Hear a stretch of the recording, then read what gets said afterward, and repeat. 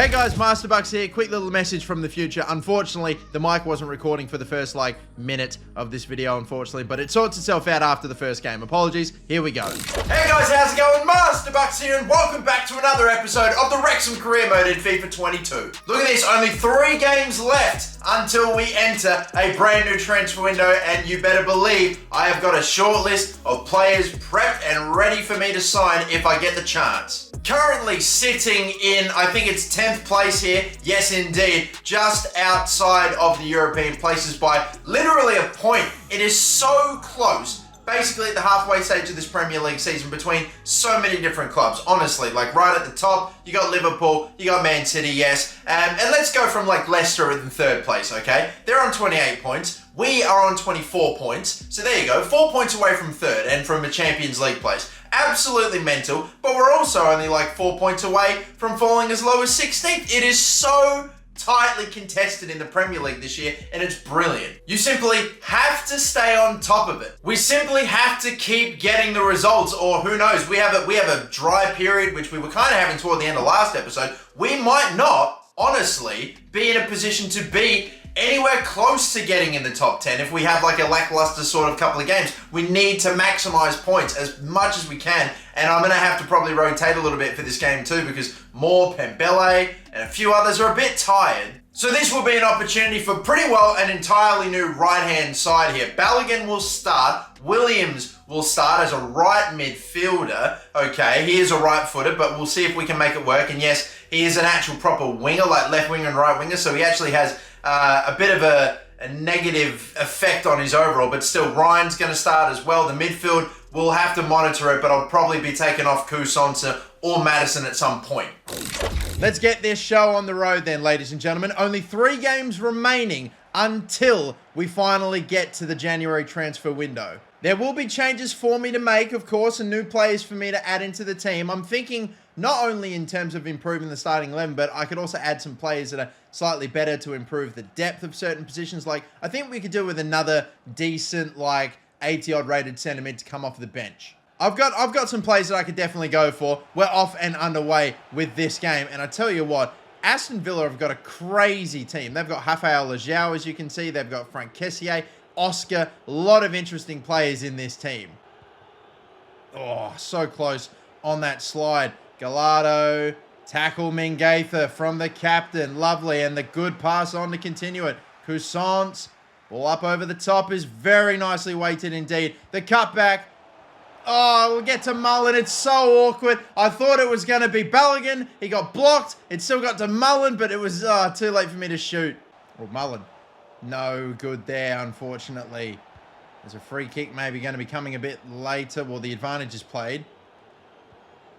Spin. Spin. Gone for something there with Balogun, and that was a really good contact. I actually did not expect that to be as hit as well as it was, but still going over. Lovely play this. Mullen is in acres, and he will bullet it in to the top left-hand corner. This man is on a hunt for a golden boot in the Premier League. He could be getting it.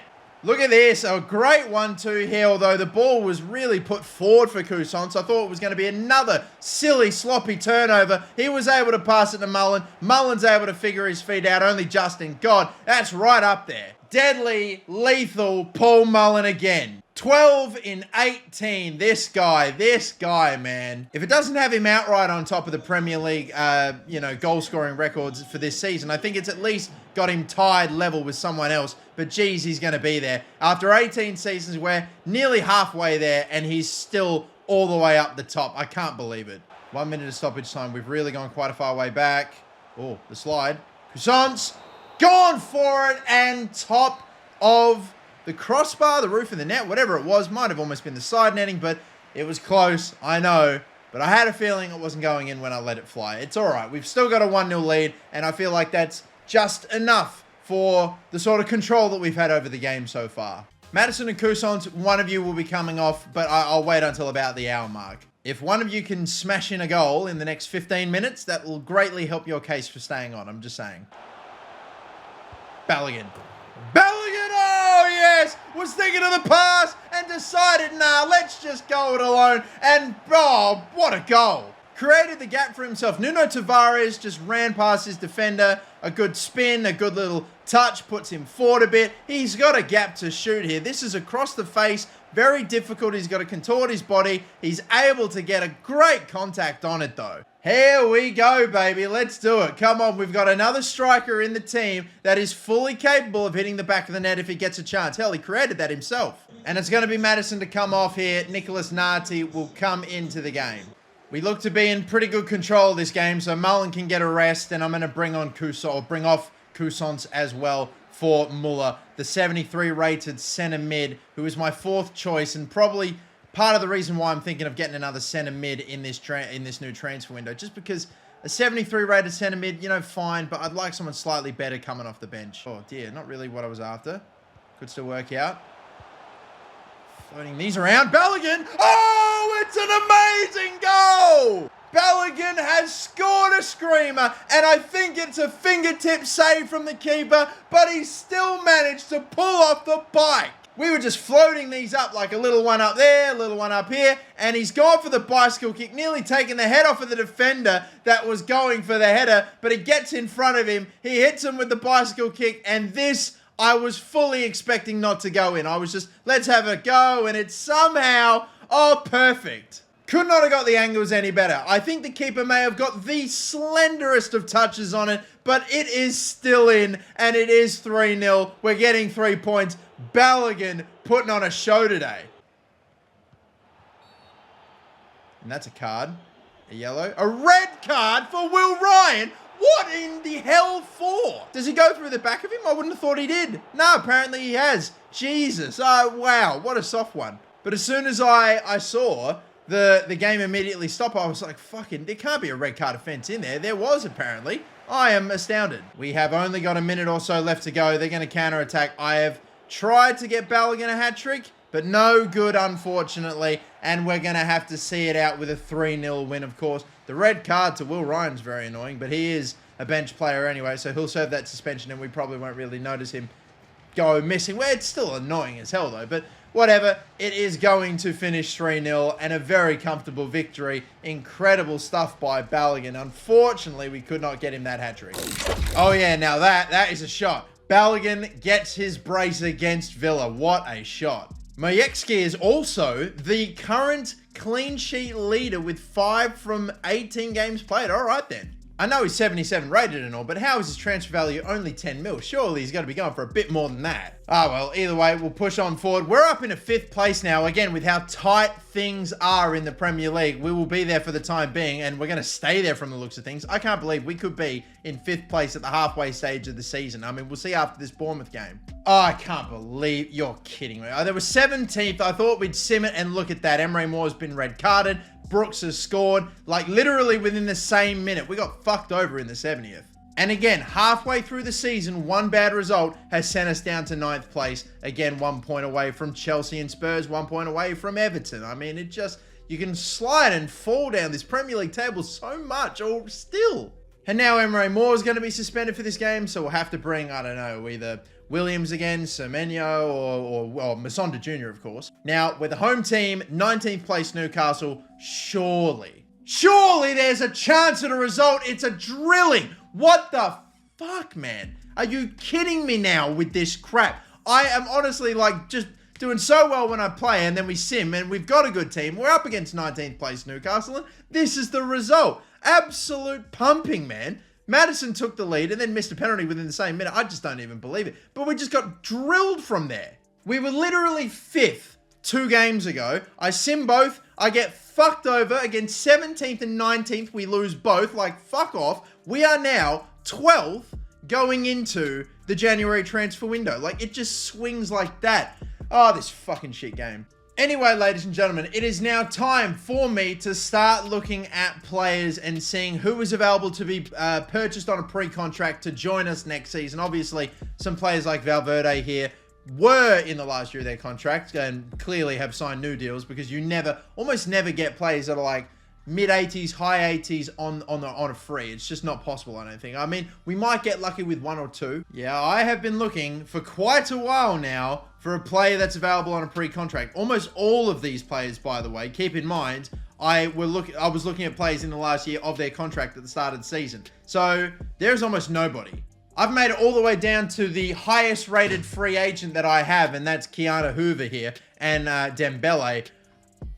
Like no one I have in my shortlist is able to be, you know, I say bought, but we're not spending any money on them, but we can't get them on pre-contracts. Yeah, crap, man. Well, all right then. Well, with our $30 million transfer budget, we're not really going to use that to get any super high-rated pre-contract signings next season, that's for sure. We're pretty well just going to have to build on the team that we have now and buy someone in. And God, even all the center mids that I'm looking at, to be honest with you, are very highly rated as well. I'm not sure what the play is now, man. I really, really don't. I have got to find, like, oh, God, a high-rated center midfielder who's young, in their high 70s, I'm thinking maybe, and just try to trade a player for him. If anyone, someone that's cheap, God, I don't know. Honestly, I'm probably just going to set up a whole new, like, scouting request or whatever in the Global Transfer Network. I'm going to look for a guy who's, like, 21 at the most, and we want him to be a center midfielder. So, yeah, we'll see who we can find. Literally, I don't know, let's go for first team quality, which would mean that they're like, I don't know if that would mean they'd have to be high 80s or whatever, but first team quality, and I want them to also be promising. So I don't do this very often, but I'm just going to leave it to the Global Transfer Network. We'll see if it comes up with anyone. I would like to think my first team quality, looking at this starting 11, I mean, my two center mids are amazing, obviously, but everyone else, maybe it's only like high 70s, low 80s, which I would take 100% if we can afford somebody. The only reason I'm looking for players in the last year of their contract is so I can get them cheap. But pushing on forward with this game here, we've got an Oscar Mingaitha transfer offer plus a trade. Don't think I'm going to accept anything for this man who's just playing brilliantly down the back. And not for a 30-year-old Mikel Malsa. No, I'm not even going to look into that, thank you. I've simmed a few games and I've had some pretty shitty results. I'm almost nervous to sim this again, but I think I'm going to. And I've had some pretty crappy results with sims lately, so this game we're about to play against Wolves, I think I'm probably going to have to play, and I'm going to have to rotate once more. Jubels is gassed, so Balogun can get another run for sure. Out of Cousance and Madison, Madison's the most tired, so let's play Nati for a little bit. And Pembele, once again, is going to have to go out. Ryan is going to get another run. Let's do this again then, people. Let's roll it right on back. Emre Moore's going to be playing too after he's back from his little suspension or whatever, and we need another win here against Wolves. Obviously, I think we've already played them once this season and got a decent-ish result, so fingers crossed. I mean, have we played them or have we simmed? I can't honestly remember now, you know, but I desperately needed 3 points here because, again, from 5th to 12th in 2 games, it's wild for the stage of the season that we are at. And God forbid we slide down any further. We cannot afford that. From a possible team, a possible shot of European football to being closer to relegation does not sit well. I simply will not be copying that. We know we are a better side than fighting for relegation, I swear. We really have been performing well. We've had some huge results against some big teams. We need to be at least in the top 10. My aim at the beginning of this season was to try to finish around the mid-table mark, and now I'm like, I just want to not only be mid-table, but just as high up toward the top of that mid-table as possible. I would love to see if we could snag like a 7th or something or an 8th. That would be amazing. Love that. Oh, what a sliding interception. Ugarte or whatever the fuck his name is. My lord, he's done brilliantly there. I've just stretched and just missed. And another one.